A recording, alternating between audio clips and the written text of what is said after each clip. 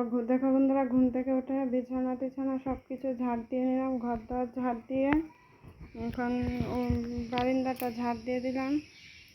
আর এই যে দেখো বৃষ্টি সব লাকড়ি ভিজে গেছে, তো সেই জন্য কয়েকটা লাকড়ি বের করে এখনই দা দিয়ে কেটে রোদ্রে দিয়ে দিলাম। আজকে একটু রোদ্র উঠেছে, কালকে তো প্রচণ্ড গরম ছিল। আর এই দেখো আমাদের গাছের কাঁঠাল, এগুলি সব পেকে গেছে, তো কিছু কিছু আমরা বিক্রি করছি আর কিছু কিছু আমরা ঘরের ভিতরে খাচ্ছি। তো সবাই তো আমরা কাঁঠাল খেতে ভালোবাসি না, শুধু শাশুড়ি মা আর ওর বাবাই খায়।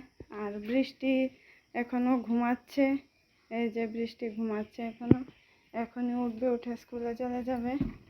তোমাদেরকে একটা জিনিস দেখাই, দেখো ঘরে রান্নাঘরের কি অবস্থা।